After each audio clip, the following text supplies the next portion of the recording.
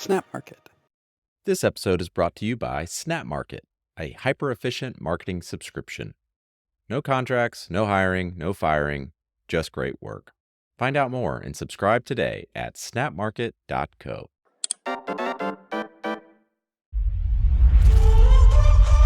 Like you guys in the software world think that you're so unique in terms that you have all this data. And back in the days, it was like the Google Analytics and the KISS metrics and like, look at how things are converting and that sort of thing.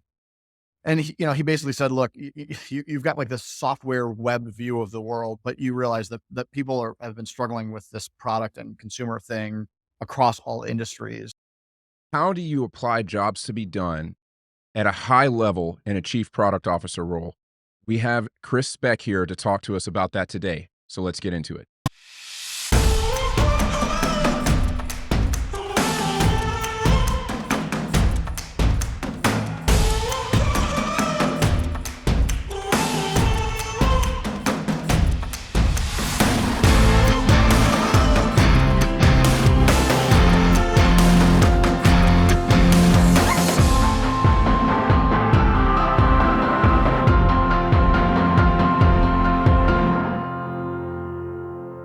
Ladies and gentlemen, welcome back to the show. Super excited for the episode that we have today. I've got Chris Spiek with us. Chris is a longtime friend of another friend of the show, Bob Mesta, and he is a high-level jobs practitioner. He is one of the grand masters, as I like to say, and I'm super excited to have him talk about how he has applied jobs to be done in his role, being a co-founder of the Rewired Group and also now as the Chief Product Officer at Autobooks. If you want to find Chris, you can find him on Twitter. Be sure to give him a follow and make sure that if you have any questions to send them in and maybe we can try to get those answered for you. So without further ado, here is Chris. Chris, how you doing? Welcome to the show. Doing great, Devin. Thanks for having me. Excited to be here. Man, it is an absolute pleasure. As everybody knows, I'm a big fan of Bob. I followed your work for many years and just saw that you guys launched an awesome new feature at Autobooks. Something that I've been wanting for years for Apple to just do. I've actually worked on products in my consulting work. I've worked on products where we had hoped that Apple would enable that functionality. You want to tell the folks about that a little bit? Yeah, it feels like it's magic. This is what Apple does so well, right? So the short version is, if I'm a small business owner, really anybody working at a business, I can now take my iPhone. If somebody owes me money, hold it out. Someone can tap their credit card on the screen of my phone, and I've just done a credit card transaction and accepted money into my checking account, essentially. So yeah, it's a fantastic service. I'm sure we'll get into a little more details about Autobook's role in there. But to be able to offer this now to millions of small business owners across the U.S. is really, really exciting. Man, that is amazing. I can't tell you how how many times I've been in a situation where we're just like, Apple, just open up this functionality to other people, please. Yeah, you're right, because they had it at the store. You're going to the Apple store, right? And they've got it, and it's just not. And then everywhere else you go, someone's fighting with the dongle thing, trying to get or the Bluetooth connection, trying to get it linked, or you're typing in. I had a guy a couple weeks ago take a picture. He had he was fixing my sprinkler system at my house, and he had it was taking a picture of the back of my card. And I'm in the credit card, I'm in the payments industry, so it wasn't a big deal to me. But I started thinking, like, how many people freak out when you do this and you hold your phone and you snap the picture of the card to do the OCR thing to get the numbers that can't be like that pleasant of an experience for all, for everyone involved. So now, yeah, it's the most seamless. You key in the amount that you want, you hold out your phone, they tap the card, you're done, and you're on the way to the next deal. So it's really exciting. That is awesome. So yeah, we'll definitely get into more detail on that. So one of the things I want to do first is just kind of let people know kind of your story So how did you, my understanding of Chris Speck starts at the Rewired Group and your work Yeah. with Bob. Like, tell me like your background. Like, how did you even wind up there? Yeah, it's a funny story, and I think it's becoming a more common story today, especially in recent months. So, I started in the software industry on the building side. So, started off in software development, building applications for companies, internal enterprise applications as well as consumer facing applications, and I did that for basically the first decade of my career, and it was one of the things where I was spending so much energy building that eventually I started to take inventory of things and say, how many of these things that I'm investing in, not financially because I'm just an employee. I ended up being an owner of a software company, but how many things am I investing my energy in are actually becoming successful commercially, in the market? And the numbers just weren't great. And when I started to, push back on ideas and, from the developer role, say, we talk to some customers, like, what, why are you asking us to actually build it this way? Why do you think it'll be successful? It turns out I was kind of in the wrong role to be asking those questions, right? It was like, just go build the thing and, do the thing that we pay you for. But my curiosity continued. And I think a lot of engineers are in this position, have always been in this position, right? Like, prove to me that if the team goes, on this journey, that it's going to yield positive business value for the company and for customers and things like that. And I just started to have this insatiable itch. So I started studying things like personas and need states and shopper marketing and anything that I could get my hands on to try to understand what would lead me to just be able to build better software. And throughout that journey, this is just serendipity. Bob Mesta and I are both in the Metro Detroit area. He ended up hiring my company to build a bunch of software for him. And it was one of those things where there was like this sense to all the projects. And so eventually I, kind of cornered him like, look, man, what I feel like the specifications that you bring me are very different than all of my other customers. When I push back on you and sort of question, you have like all of this really insightful information about how you think your customer is going to behave and what they value. And I just like the contrast was so stark between Bob and everybody else that I was working with that eventually I had to say, look, man, just like you got to give me the answer here, like because I've been trying to study this stuff, and you seem like you have the answer, and we're kind of like a client vendor relationship here, but I'm really curious about how you're figuring this out. And at the time, so this is like mid 2000s, like 2004, 5, 6, 7. We're kind of going through this journey. He didn't have good answers, right? So the rest of the story was that he and Clay had started to embark on this jobs to be done journey, early 90s, mid 90s. But it was basically Bob and Clay bouncing ideas back and forth, and then Bob just going and applying them in the market, in automotive and real, home building and all the areas that he was working in. So there weren't like formal frameworks or training, or so it was. We had always these interesting interactions where I was saying, "You teach me this stuff," and he's like, "I can talk about it and we can scribble in my notepad, but."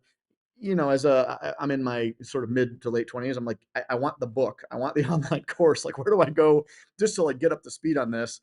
And eventually we both realized that there was just a need to both formalize and spread the word about this in the product and engineering community, because again, I wasn't the only one struggling with it. There were a lot of engineers saying, we're getting specifications and we want to be passionate and pour our energy into this, but we also really want to be sure that we're building something that consumers are just going to be passionate about and they're going to embrace, and we're going to see it be wildly successful. So we again serendipitously we both exited businesses. This is around 2007, 2008, formed the Rewired Group with basically the blessing from Clay that when people approached him and asked about jobs to be done, he would point them in our direction. And so we had a flow of business and sort of a sandbox to play in. We had all these great companies coming to us saying, help us with our product development practices and capabilities. And over the course of about a decade, we were able to formalize a lot of the ways that we talk about jobs to be done. We bring teams together to, apply the practice, the way that we train people and product and engineering teams on how to apply it. And that's kind of the story of how the Rewired group came together. Wow, that is so cool. So, I mean that even helps me understand some of the origin story of Clay's relationship with the Rewired Yeah. group, because just reading Competing Against Luck, I've read that book like so many times, and I recommend it to everybody. Anytime anybody comes to me asking like, Devin, how do I get into product management and stuff? I'm like, you read this book first, and then we're going to talk Yeah. about it. and Yeah, absolutely. It's a great jumping off point. Yeah, yeah, and Clay tells in the book some of the stories of the Rewired group. He doesn't name the Rewired group specifically, but he tells the stories of Bob and you guys basically doing some of this work, and some of the most powerful jobs to be done stories that really sold me on the theory came from the work that you guys were doing. Yeah, we had an exciting. Bob is obviously still doing the work. I had the itch to go back and build, right? It was like 10 years of doing the consulting thing and being part of so many great teams. And eventually, if you're a builder, you got to go build stuff. So here I am, running the team at Autobooks and building. But yeah, we with the stories. Bob did an interesting thing to me, which I haven't reflected on a whole lot. But the funny thing that he did to me was, like, you guys in the software world think that you're so unique in terms that you have all this data. And back in the days, it was like the Google Analytics and the KISS metrics, and like, look at how things are converting and that sort of thing. And he basically said, look, you've got like this software web view of the world, but you realize that people have been struggling with this product and consumer thing across all industries. For decades. So he basically forcibly pulled me out of that world, and we went to work in consumer packaged goods and food products and like all sorts of energy, fitness, health, things like that, just to provide contrast and to really it was like I was, because I didn't know the domain, I was forced to go to the customer side of things instead of fixate on the what we call the demand side of things and the technical side of things, right? So um, went into those domains, was just a complete fish out of water. The only thing I brought to the table, sitting around tables of highly skilled chemical engineers working on a food product, was that I could get to the core of what the customer wanted better than anybody else, right? So that was my value, and it was almost like you're so, as an engineer, all of us, right? We're so fixated on the nuts and bolts and the fascination with how the technology works that it's hard. We almost have to force ourselves over onto the supply side into what the customer wants. So he provided me with a couple of years of like, you got to turn that side of your brain off and then, go in this direction. And, and then the stories in the book, right? The great part about my personal story is that it enabled me to come back into the software world with a bunch of tools that were uniquely valuable. And, again, back in my early 20s, I don't think ever in my wildest dreams did I think that I would have the ability to work, with Jason and Ryan at Basecamp, right? And Des and Owen and the guys at Intercom on, sort of some of their foundational jobs work. A lot of the stories in Competing Against Luck, luckily for me, end up back in software just because it's where my passion on the demand side is. So it was fun to go into those other domains, but then come back and just participate in a lot of the great stories that ended up in case studies in the book. That's cool. I definitely find myself wanting to basically like dive in on the software thing, because software's been most of my career. And so Mhm. when you talk about software, you said you were a software developer, and you spent your time before getting into jobs and doing that consulting work, building, like, what kind of industries were you building in before you got into that? It was a smattering, like, all across the board. So we did some things with commercial real estate. being able to sell, like heavy machinery, aircraft, things like that. We did a fair amount of work for ad agencies doing content management. This is like, it's funny to think it's been 20 years, right? But all the things that are just like off the shelf you had to build back then, building content management systems for real estate companies and ad agencies and things like that, because there wasn't you didn't have WordPress, you didn't have the sort of CMS systems that you would just pull off the shelf today. So we had we're in Detroit, so we did a little bit of automotive as well. But we had kind of a smattering of businesses that we were just writing software for. That's really cool. I have a very similar cross pollination thing, and it's interesting to hear about how you being in software and then going and working primarily in consulting and applying jobs to be done with Bob allowed you to go Yeah. back to software with a a unique and uniquely valuable, as you said, skill set. I spent the first half of my career in advertising and then went into software. Yeah. And it really affected the way that I looked at things, and it gave me a customer lens. Even as I went into user experience design, the way that I looked at it was definitely more 30,000-foot view, when most people just wanted me to build a software, and I'm just like, yeah, but like the whole strategy around what the product is wrong, Yeah.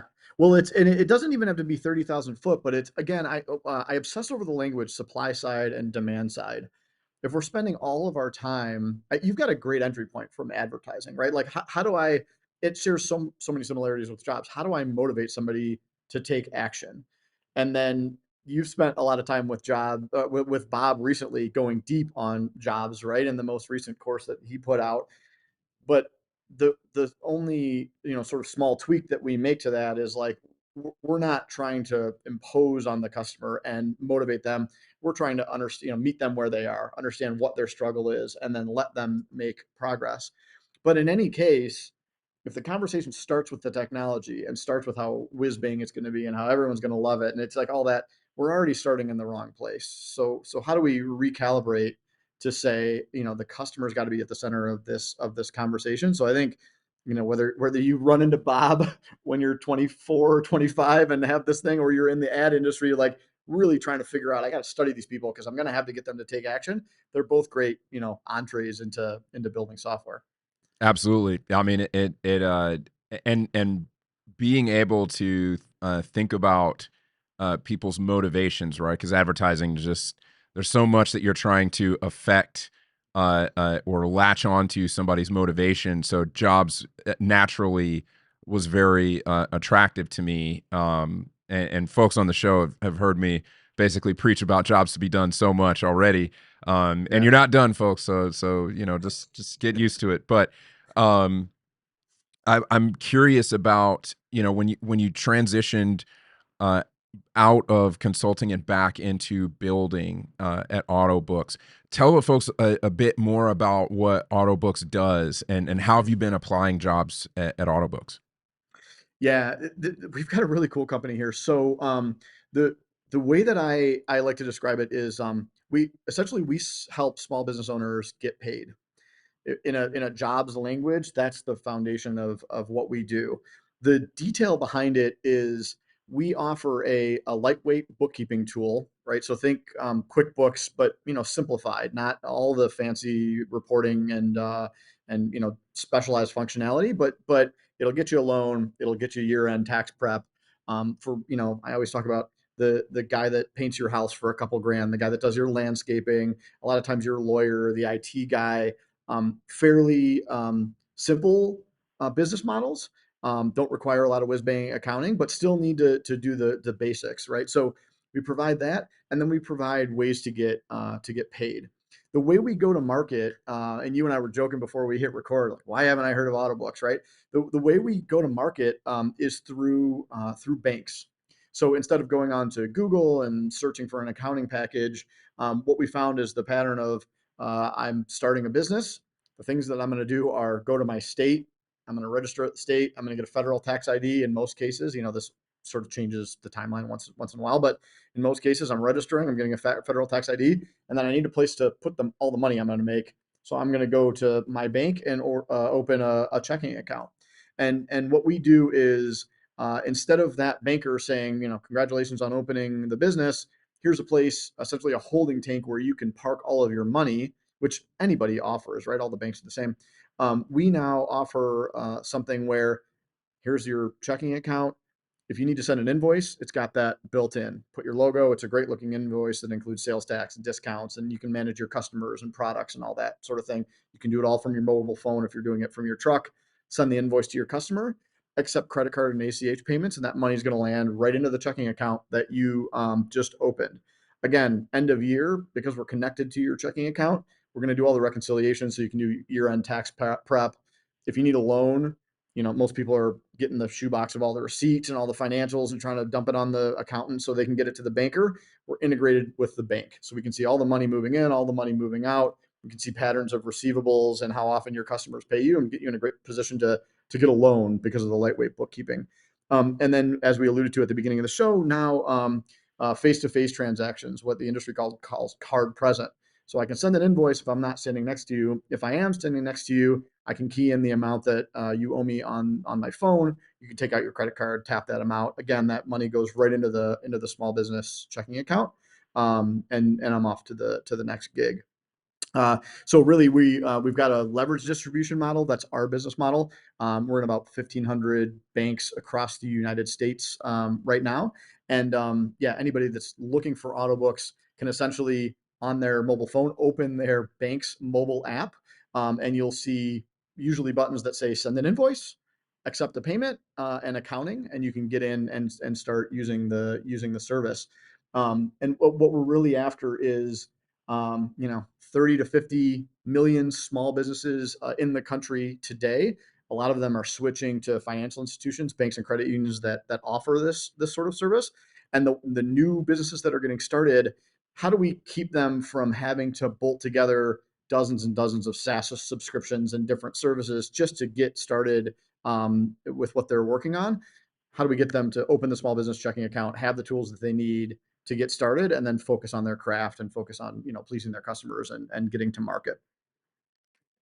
That is fascinating to me because as we were talking about prior to jumping on here, I am in business for myself, needed all of these things.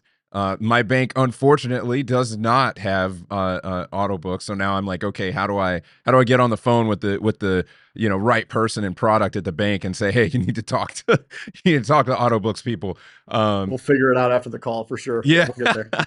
that's I mean, it's a huge value add. Like so the funny thing is that when I left advertising and went into building software, I went into the bank world. So I worked at Wells Fargo for a little while, and that worked on digital banking, and I can see instantly how it is an amazing sort of strategy for a bank to do this.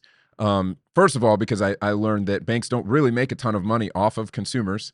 They make most of their money off of businesses. And to see that you have something that can make you super, super sticky with a business customer. I mean, I can't imagine how, after you're done, making the pitch to a bank, they're not like, shut up and take my money, Yeah, that's usually how it goes. Because again, we're a small company in Detroit. To be able to penetrate, this many banks, we think we have a good path to be in, over a quarter of the U.S. Financial institutions by the end of next year into the following year. So yeah, things are going great on that side. And the interesting thing on the financial institution on the bank side is what you said from your bank experience is absolutely correct. They make all the money on the commercial side.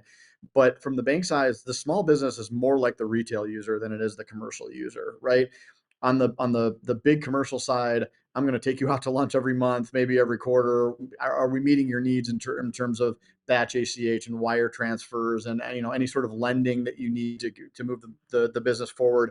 If you're the landscaper, that's doing $1 million a year, $2 million a year, healthy business, good number of employees, I don't have enough bankers to go around and meet with every $2 million business, right? And take them to lunch. It just, the model doesn't work.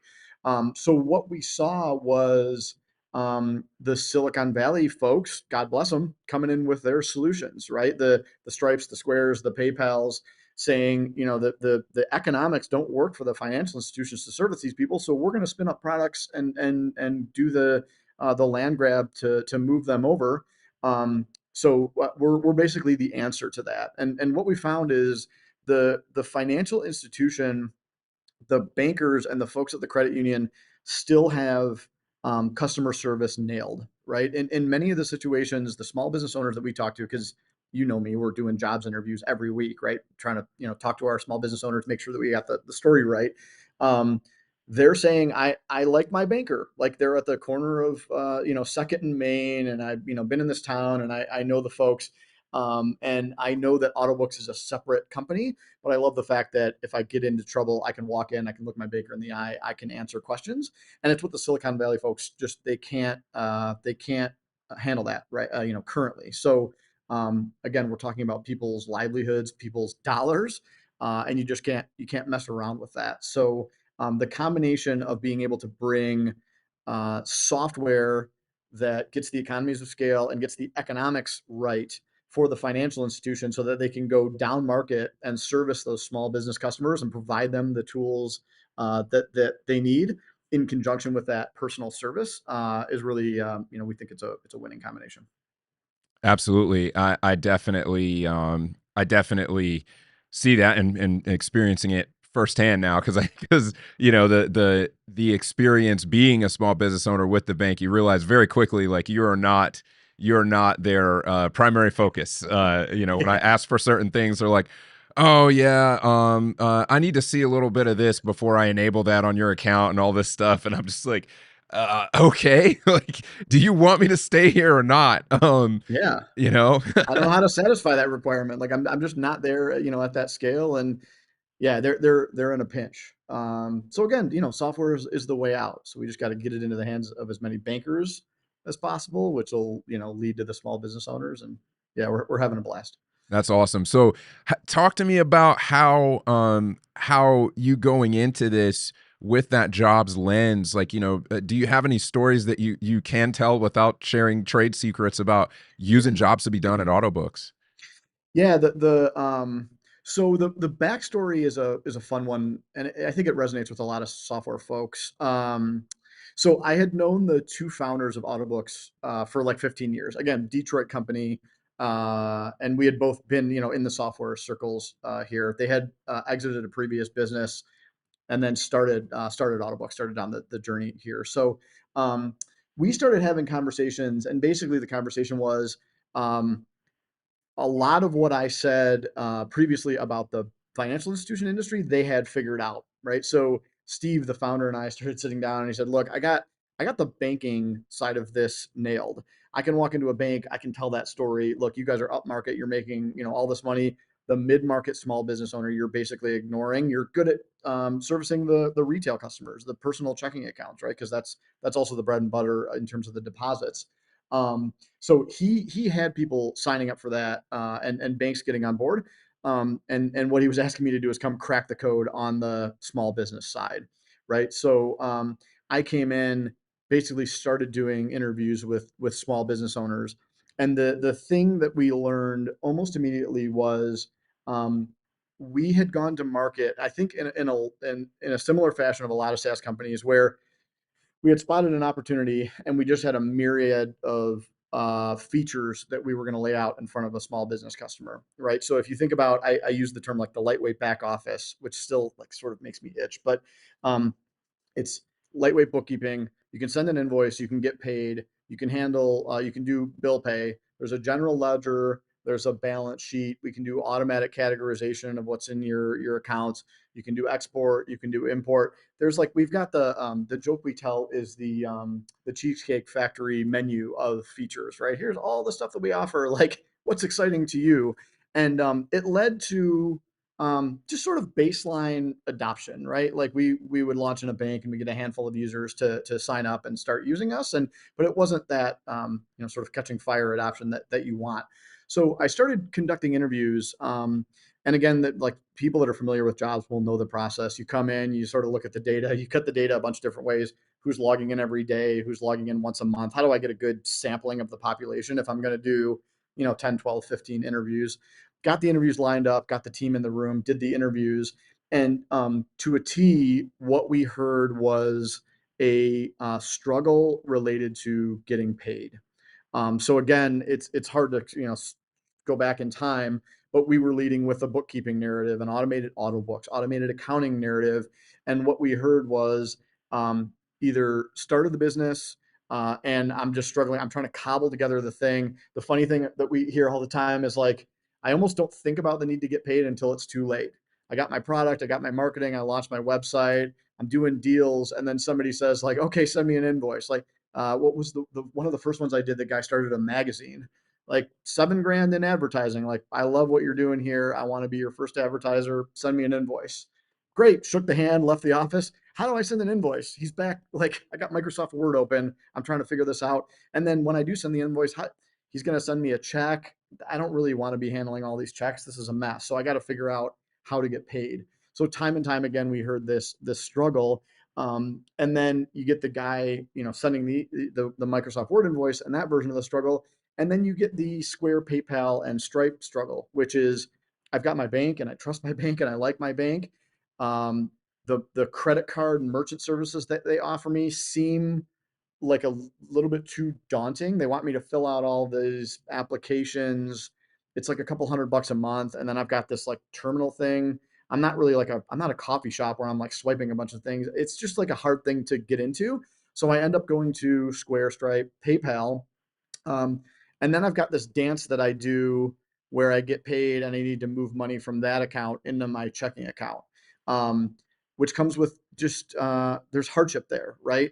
Um, same thing as you described. PayPal didn't know my business a whole lot, so when that 7 grand got paid for the advertising, they said this is too big for you, and we're holding it for 30, 60, 90 days. Well, that doesn't work. I'm just starting a business, and I need to get paid. The other piece is moving money from the PayPal account into the business checking account. I forget it. My accountant's on me because we missed payroll because I didn't move the money. There's like these extra steps that I just don't want to deal with. So we heard the struggle over and over again. People had, again, this is something we always talk about in jobs, is the customer, the consumer, the user always does the innovation for us, right? So they basically were coming to us like, I know you love the accounting narrative. Yeah, all the emails that I get and all the marketing is about accounting, but I saw something that said that you could send an invoice, and I took the leap of faith. I figured out that I could send an invoice, get enabled for essentially online merchant services credit card, and accept payments. And like, I think the accounting thing is cool. I'll check that out in January and February when I'm getting ready for taxes. But for now, you guys are a way to help me get paid. So that was it was foundational basically to the business. We shuffled our positioning. We tested a bunch of messaging that basically downplayed accounting and bookkeeping, and put the ability to send an invoice, the ability to get paid directly into your checking account without all this shuffle, right at the forefront of the messaging. And after we saw it's this, these are the fun hockey stick moments that you have in the business, right? So we had an inkling of what we thought the jobs were. We brought in this woman, Claire Sullentrop, who probably runs in similar circles as you. I think she was in Atlanta for a while, but she has formed this discipline with a bunch of people called conversion copywriting. So we basically brought her in. She's familiar with jobs. We said, look, read the transcripts of these interviews. We've done the analysis. We think these are what the jobs are. Can you write some copy and write some emails? And we're going to start doing some testing. And we just saw adoption kick up through the roof, right? It was one of those. Now I tell the story. It's been 5 years. You struggle and you sweat and you're nervous and you can't fall asleep, but you get you get to the point where you see that adoption kick up, and from that point on, it was just about aligning the product to more closely match what people were expecting in terms of a solution that would help them get paid. So we did things like one of the struggles that we heard was your invoicing system is cool. But it's I've got this like niche thing that I do. This lawyer that I spoke with took a lot of pride in his invoices. He basically said, "You're paying me to do all this work and research and write all these contracts and things for you. Like, I feel like I also deserve." They're also kind of writers by nature, right? Now that I'm thinking of the story, I deserve to really like detail out what I did for you when I send you this $10,000 invoice.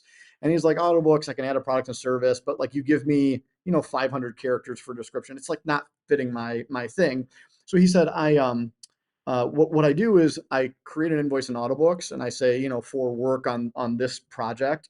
And then in the memo field, I say, see attached Word document. In a Word document, I go through all this detail. And the Word document is really my invoice because I'm spelling it all out. And then I sort of like batch that together with the Autobooks thing, send it out. And again, the customer pays me with credit card or ACH and I get the money and I'm happy. Like, the way he's describing it, again, he's the innovator. Like, but this is all great. What we ended up doing is we understood that we weren't always a perfect match for that customer. So we created what we call a payment link. And now every small business has the ability he can write his Word document. He can spin up an email to his customer and he'll say, see the attached, it's for all the work I did. Here's the payment link, key in the amount that you owe me and your credit card details. And that money flows into my checking account. We addressed that struggle through that conversation and the exploration of that job.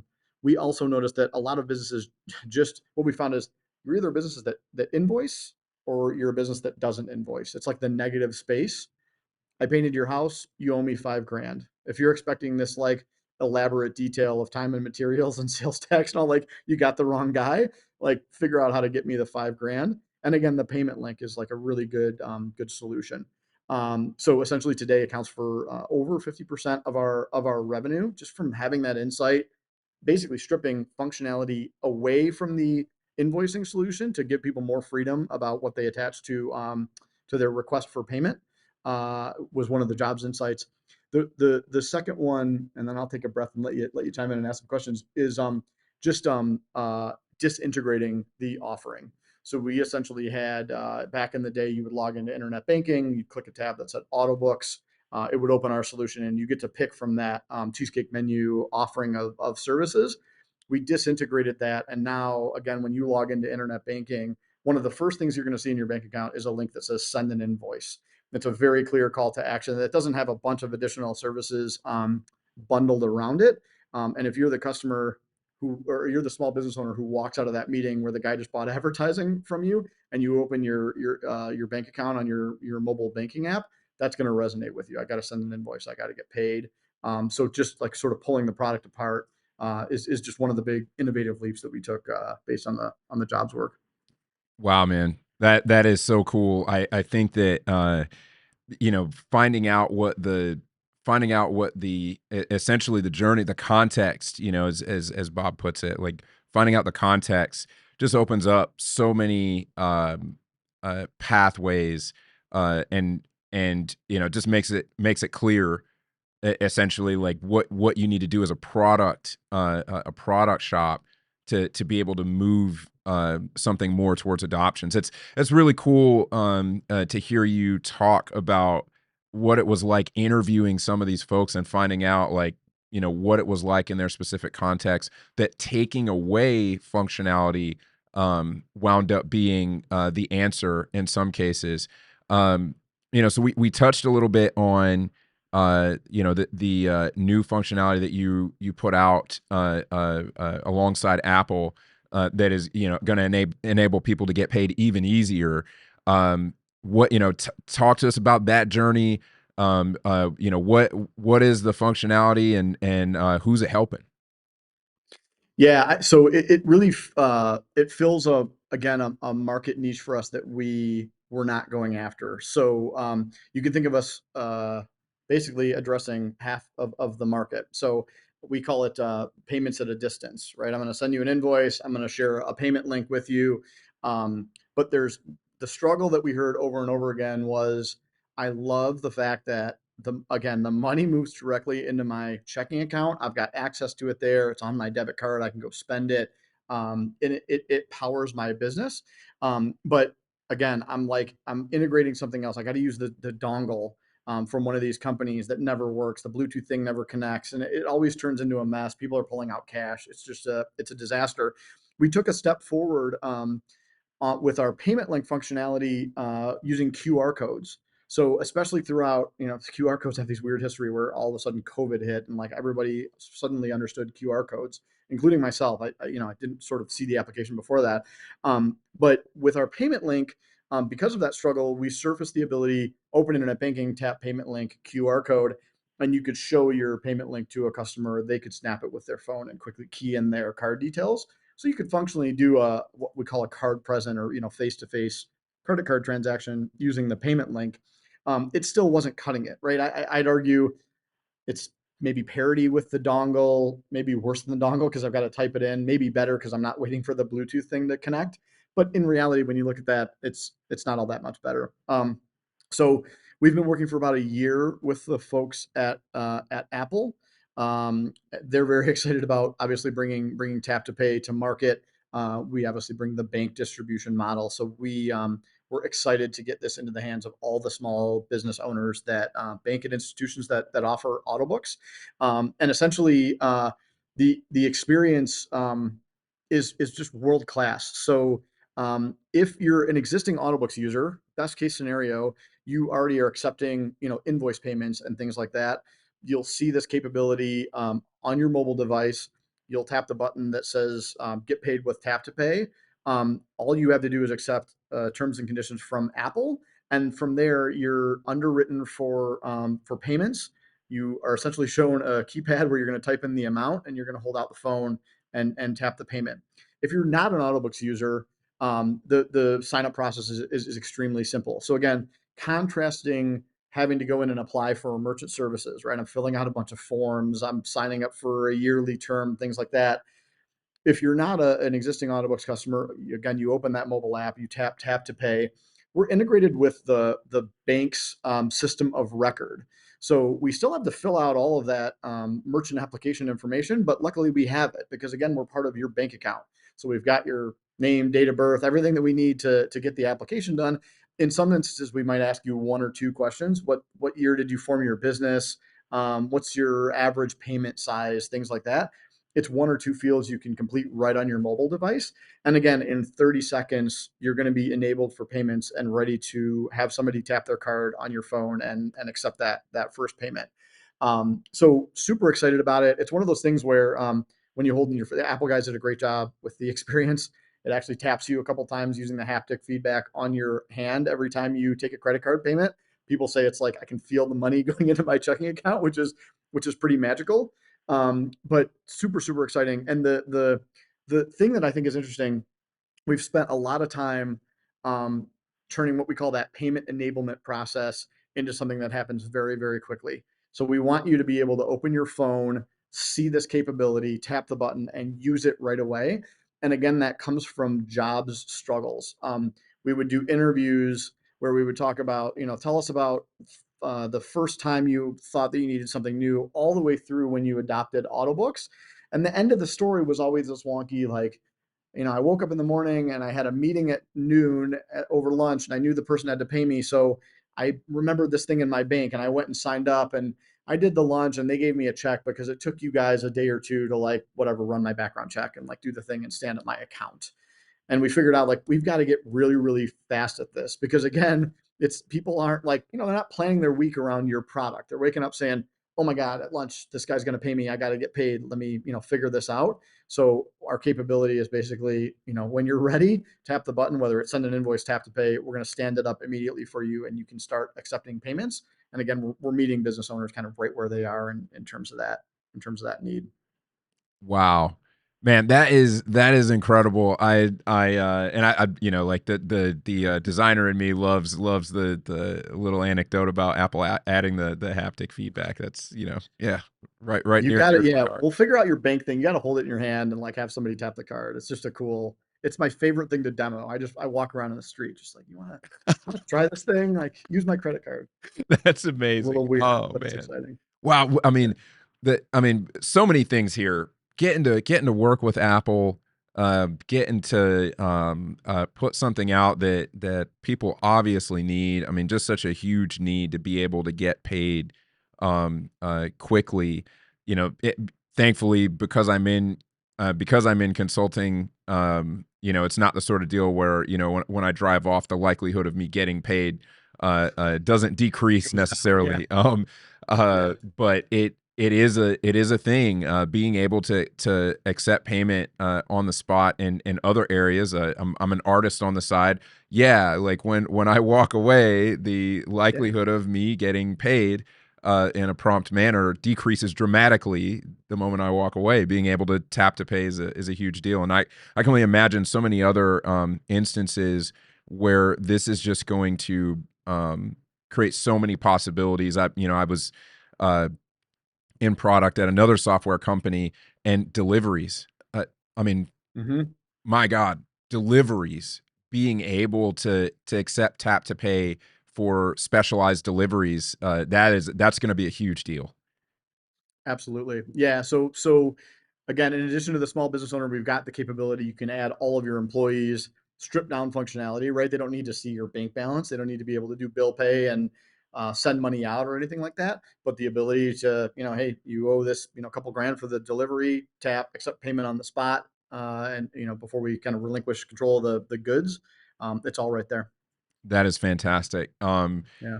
So as we kind of wrap up here, I've got a question that I hope helps some folks out in the audience. Somebody's looking to apply, they're hearing all this and are like, okay, I see that Chris is having this great success with jobs theory. It's really making a difference in the business at Autobooks. Uh, how do I get my organization on board? Mhm. If you're a product leader out there, how do you get your organization on the path to being able to implement that the mental model of jobs theory?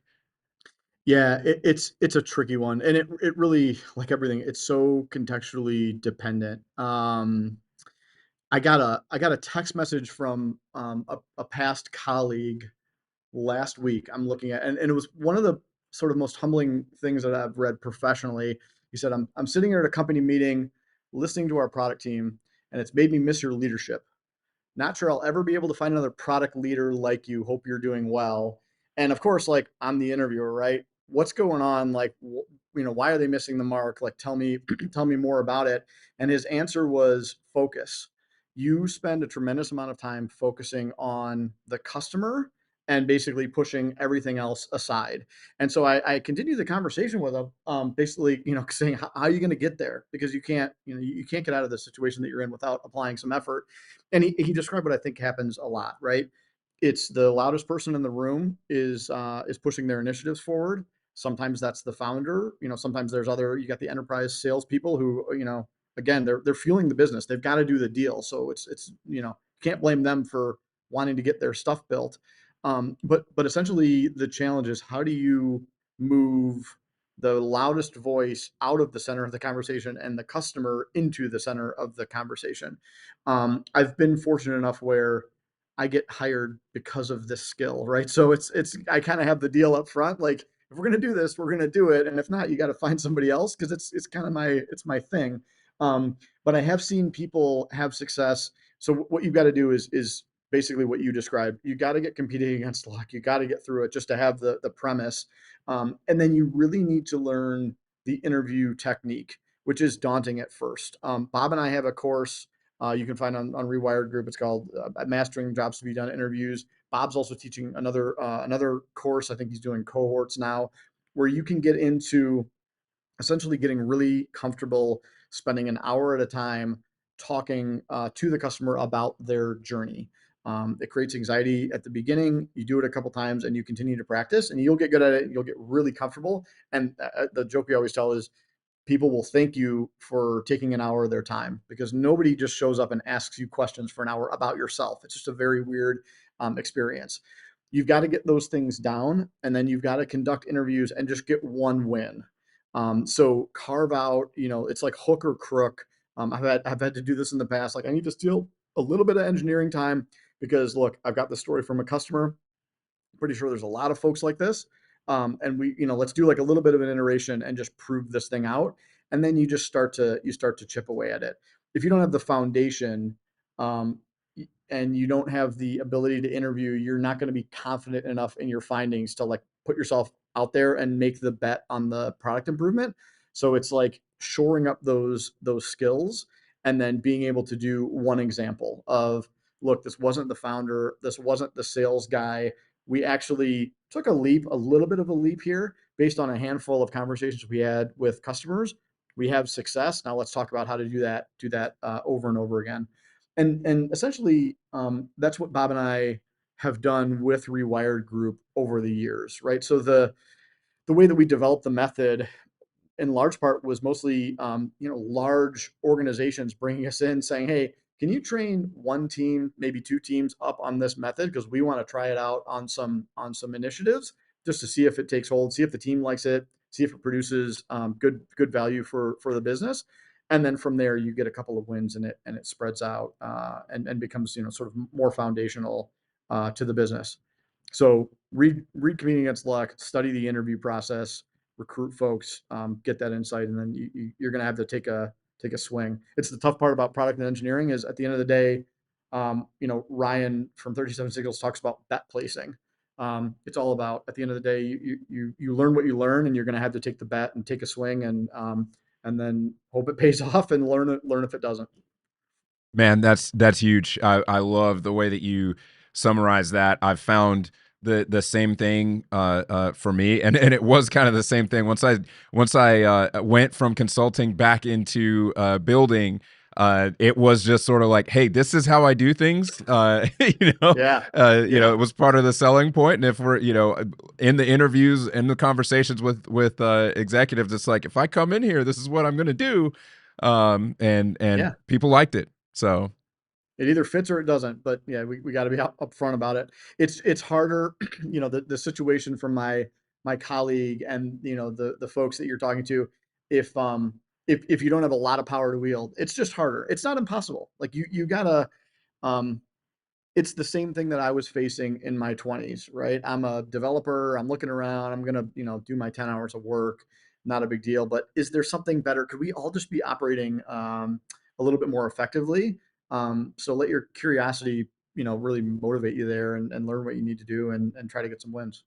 Man, that's awesome. Where can folks find you, Chris? I'm Chris CBS on Twitter, and search. I think there's a couple of Chris Specks. You'll find me on LinkedIn, Chris Speck.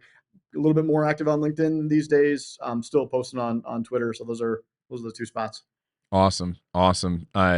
Well, folks, let me try to see if I can summarize here, if I can do this justice. So the big thing here, in my opinion, is the fact that jobs theory works, right? Jobs theory works, and if you are in the business of serving a customer, which I mean, everybody, if you're in business, you are in the business of serving a customer. The way that you actually get to figuring out how to serve somebody in their context is by applying jobs theory. If you're going in out of the gate, make sure that you're doing the stuff that Chris talked about. Read the books, get the foundational knowledge that you need to get. Be able to essentially recruit some folks to talk to, and all you got to do is get one win. All you got to do is get one win to prove to the rest of the organization that this is worth it. And it's a lot easier for folks to just let you do your thing after you get that win. So you got it. Yeah, man. Chris, this has been super awesome. Thank you so much for being willing to be on the show, man. Hope to have you back to talk about some of the other stuff that you're doing, man. It's been awesome. Awesome. Talk to you soon, Devin. Thanks. All right, folks. Like I said, follow Chris if you haven't already, and be sure to give us a like and a follow on YouTube. And until next time, keep outserving your competition on your relentless pursuit to become an experienced leader. Catch you in the next one.